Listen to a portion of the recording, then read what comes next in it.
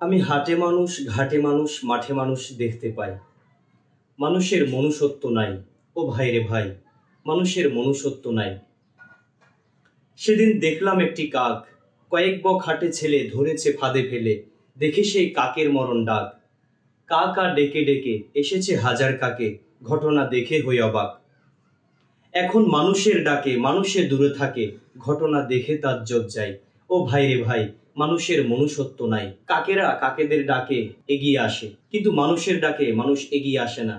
মানুষের ডাকে মানুষ দূরে থাকে। তাহলে মানুষ এবং কাকের মধ্যে পার্থক্য কোথায়? মানুষ, আমরা এমন মানুষ, কাকের চেয়েও নিকৃষ্ট হয়েছি আমরা। দেখলাম পশুর এমন গুণ, বাঘে না বাঘ মারে, কুকুর না কুকুর মারে।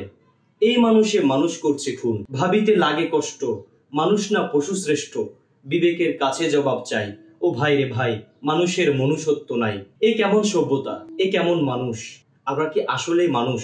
শুধু কি হত্যায়, নারী নির্যাতন, ধর্ষণ, এমন জঘন্য কাজ যা পশুকেও হার মানায়, এমন কাজ আমাদের সমাজে সংগঠিত হয়ে থাকে।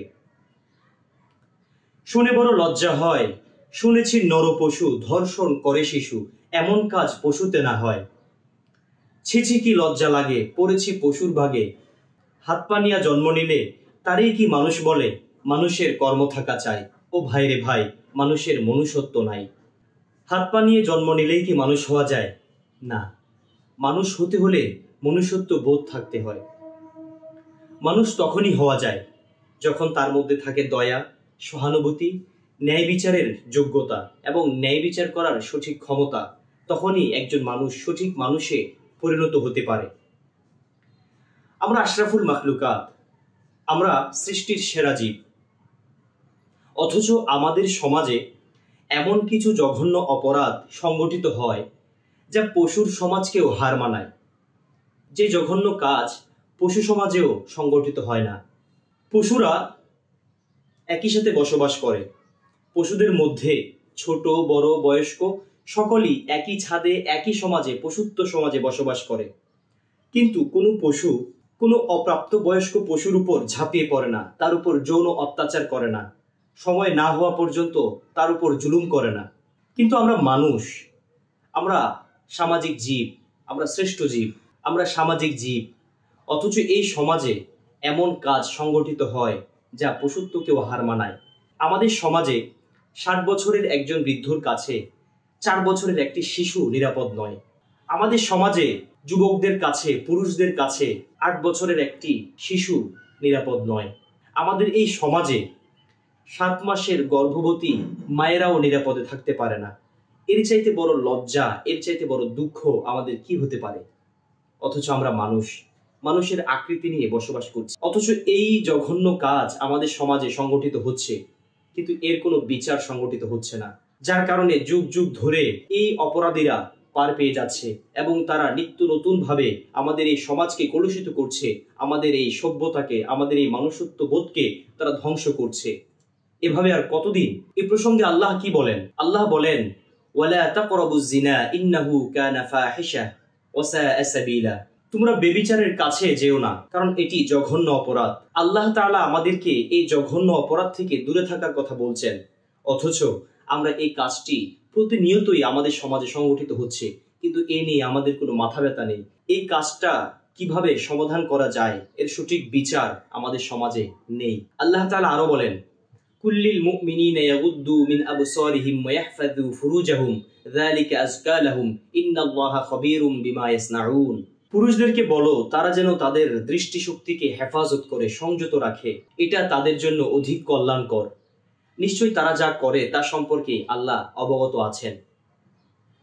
বন্ধুরা, এটি এমন একটি জঘন্য কাজ আমাদের সমাজে এখন ধর্ষণ, নারী নির্যাতন, শিশু নির্যাতন বেড়েই চলছে। এটি হচ্ছে জঘন্য একটি অপরাধ। ইসলাম আমাদেরকে এর থেকে পরিত্রাণের জন্য হুঁশিয়ার করে দিয়েছেন।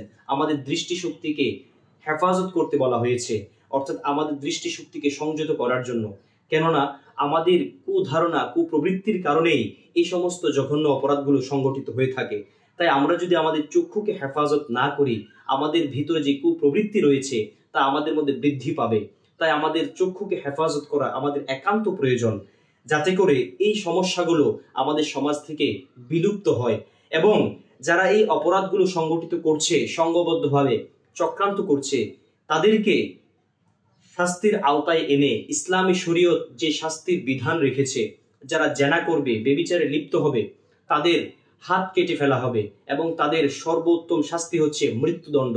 এই শাস্তি যখন অর্পিত হবে, আমাদের সমাজ ব্যবস্থা যখন চালু হবে, তখনই এই সমস্যা থেকে আমরা বেরিয়ে আসতে পারবো।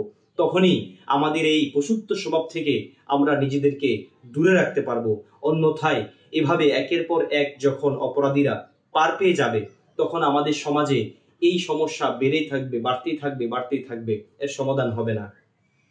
তাছাড়া আমাদের সবার আগে মানুষ হওয়া চাই, আমাদের মধ্যে মনুষ্যত্ব বোধ থাকা চাই, আমাদের মধ্যে মনুষ্যত্ব বোধ থাকতে হবে। তা না হলে আমরা কখনোই মানুষ হতে পারবো না। মানুষের আকৃতি নিয়ে জন্ম নিলেই মানুষ হওয়া যায় না। তাই কবি বলেন, মানুষ হবি কেমন করে, পশুর ভাবে দিন কাটালে মানুষের আকারে, পাইয়ে দুর্লভ জন্ম, বুঝলি না জন্মের মর্ম, হারা হলি ধর্ম কর্ম, মায়ার ভুলে পড়ে, সাদে সাদে ফাঁস লাগালে মায়ার উজ্জু জ্বরে, উপস্থ উদরের জ্বালায় পাগল করে তুল্য তোরে। তাই আমাদের পশুত্ব স্বভাবকে দূর করে, আমাদের পশুত্ব স্বভাবকে সংযমের মাধ্যমে আমাদের এই স্বভাব দূরীভূত করে আমাদের মানুষ হয়ে উঠতে হবে, আমাদের মানুষের মতো মানুষ হতে হবে।